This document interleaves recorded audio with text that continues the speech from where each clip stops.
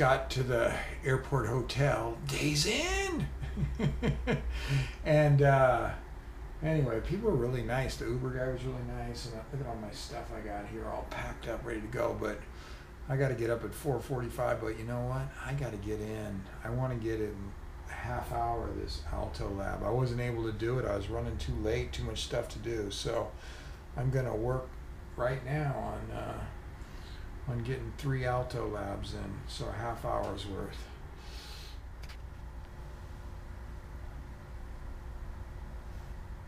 Woo! In the 70s, but that was tough. All right, I'm gonna try and battle this one down. Again, my goal is to get between, 75 to 80. And like I said, it's a delayed reaction, so it takes 2 minutes just for this thing to start moving at all, 2 to 3 minutes. And then, like afterwards, after I'm done and I start breathing, and this thing will still register, like it'll drop lower sometimes because it takes that long to get into the blood, I guess. I don't know, I'm not super technical. I just know I'm supposed to be between 75 and 80. I know the MMA record is that they kissed 55, which I guess is the same as being at the moon, because 20 getting 75 is equivalent of 20,000 feet. And getting to 80 is like 15,000 feet. All right, kissing. I'm going down to 20,000 feet, delayed reaction, 20,000 feet, delayed reaction, kissing it.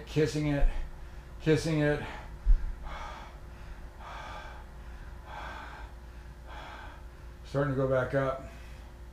I don't know what it all means, but I wanted to hit 75 bad. I still love this thing, man. It's hard work. It is hard work.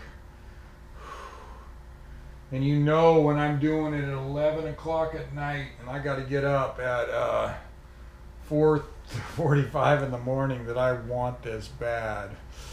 I'm going to do whatever it takes, whatever time it takes, because it doesn't matter. I could make an excuse. I could say, oh yeah, well, I didn't get in the hotel till 11:30 at night, whatever it is, 11 o'clock at night, and perfect excuse not to get my Alto Lab in. And but you know what?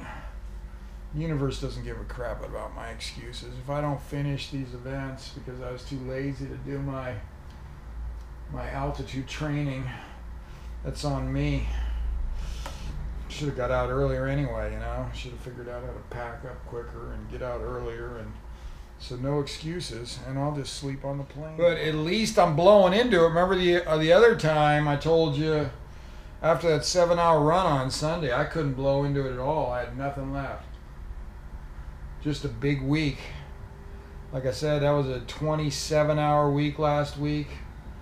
Over the last 4 weeks of training, 102 hours over 25 hours a week. That's the real deal, man.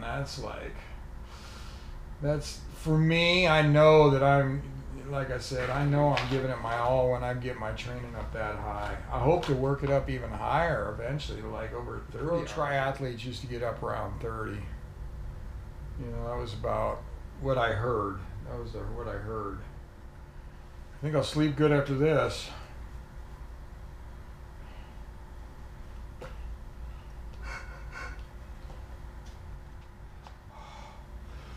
$15,000, probably around 17,000 feet. I definitely was into it, man. I'll tell you what, I think it's you guys watching. You're kind of like, like having a crew or a pacer or something, It's like, keep me honest so I don't sit there and go, oh, why do I have to do this at 11 o'clock at night? Why do I have to do this and get up at 5 in the morning and catch my flight? 4:45 actually. I think I have to get up at 4:30, be out of here by 4:45. All right. That was awesome, man. That was awesome.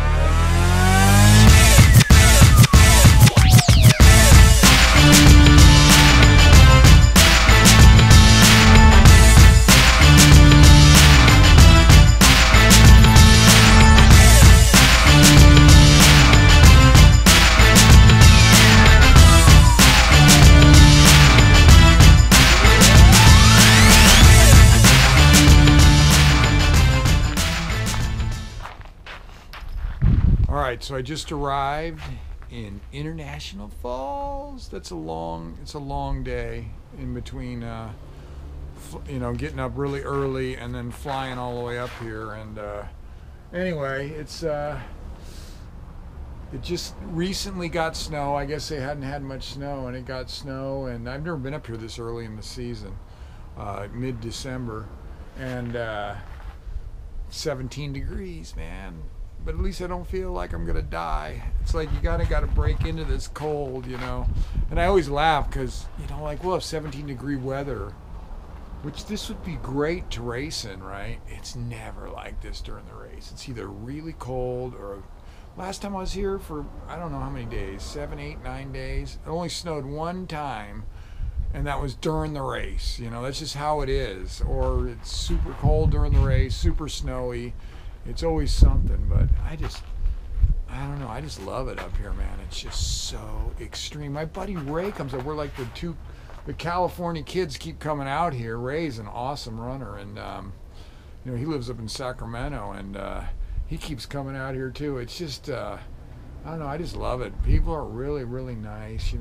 Gerald and his wife are really nice here at the Voyager, and he picked me up at the airport. When do people who own the hotel come pick you up? But it's, I don't know. Anyway, it feels like home to me, like a second home. I've tried to race this thing 7 times. No, 6 times. This will be my 7th. I've attempted it 6 times. So I've been out here 6 times, and I think I missed 1 year when I was swimming, and so I've been here for 7 of the last 8 years racing this race. It's like, I just love it. It's just so extreme. I'm always like, wow, it's so cold out here. Oh, I love extreme. That's what I love. All right, so I'm gonna walk and get a little bit of food. I think it's like 17 degrees, but I like just, like my buddy said, you just keep getting out, try not to spend much time in your hotel room if you can help it, and keep acclimating. You just get used to the cold, because this is colder than Santa Rosa right now. I think I don't know, I think it's like 17, that's really warm for here, but it's a good way for me to get started on just acclimating, just a little walking, walking around, walking over here, getting up to get something to eat at this place, and anyway, just get comfortable in the cold. All right, so I just grabs a little bit of food. I buy like a turkey sandwich, and I can't even eat the bread. I'm just gonna eat the turkey and the cheese, to keep the calories down. But hey, I forgot to tell you guys, I talked to my friend Grant. I've seen him up here. We raced together 1 year, kind of together, same race. And but he owns Ski Polk. I believe it's called Ski Polk, and they sell sleds, not just for this race, but to hunters and just outdoor people.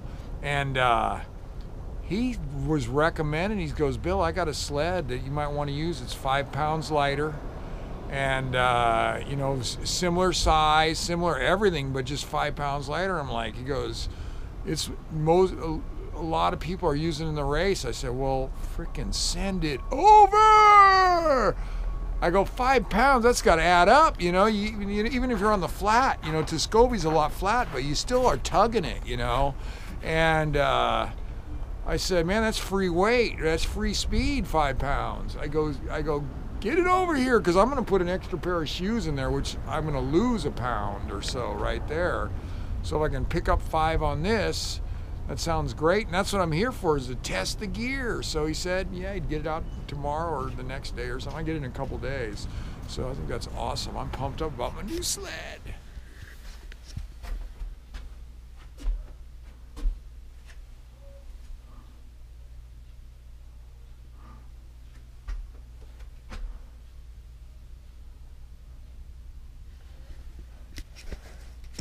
Did you guys see that? That's up all the time. We're on the bulletin board. Me and 2 of my friends, and Parker and Ray, we're We're on the bulletin board in the hallway of the hotel. I told you I'm just like Cheers. Hey, Bill, pull up a stool. Man, Gerald owns a hotel here. He also owns the restaurant next door, and they make these great breakfasts and all this stuff. And I was, even though I'm holding my calories tight, I was psyching up for his breakfast. And then all of a sudden I put 2 and 2 together and I go, today's Wednesday. That means tomorrow's my fast day so that I could hit my weight on Friday. Yeah, because, and I have I didn't grab my scale from my house, and I just happened to have one in the car. So when I was at the airport, I grabbed this scale that I brought to rate, like in the desert, man, you weigh yourself. And I maybe that's where I brought it to, was down to Death Valley when I was there. But I don't know how it coordinates with the other scale. So I don't know, but I'll probably have to fast tomorrow just to keep it going, man.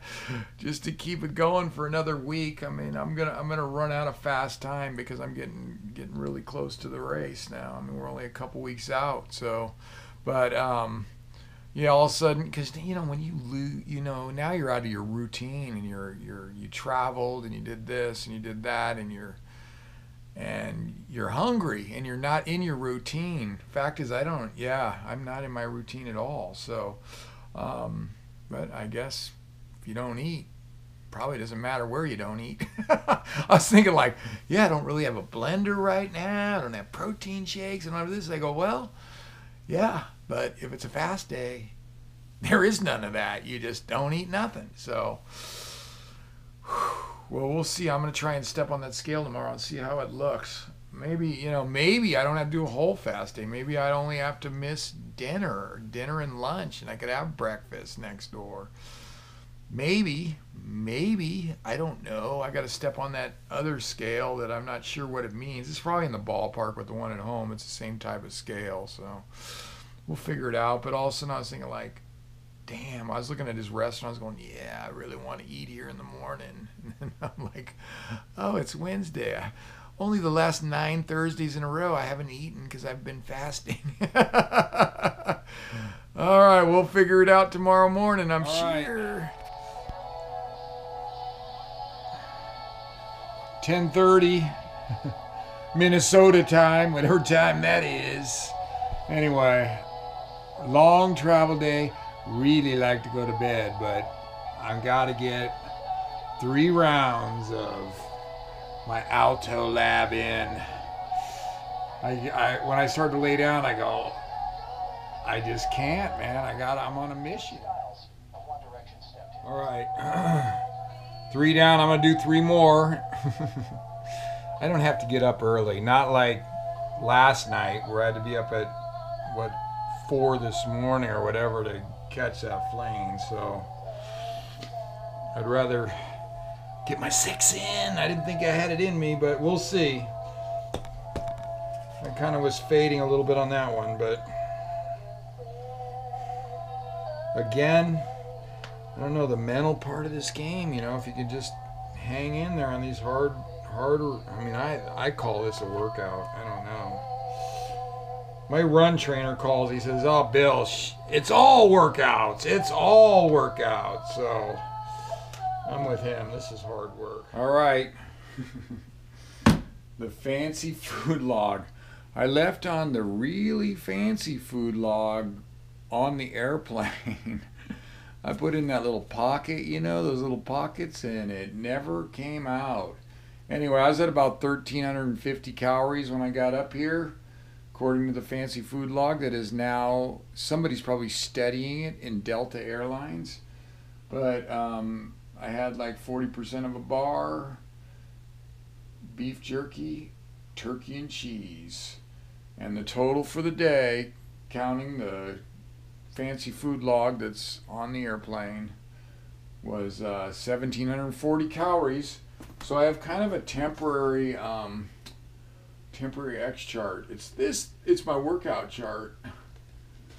Kind of a temporary till I'll probably get another one of my X charts. I'm going to be here a while. I'm going to be here 6 or 7 weeks. So Might as well make myself at home.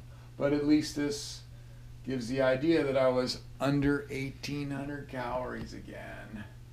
This was an off day today, a travel day, and I got in that 1 hour alto lab, but it was an awesome day. I'm up in International Falls, Minnesota. It's famous. It was nicknamed on Rocky and Bullwinkle. Frostbite Falls is International Falls' nickname. Yeah. All right. Good night, everybody. See you in the morning from International Falls, better known as Frostbite Falls on Rocky and Bullwinkle.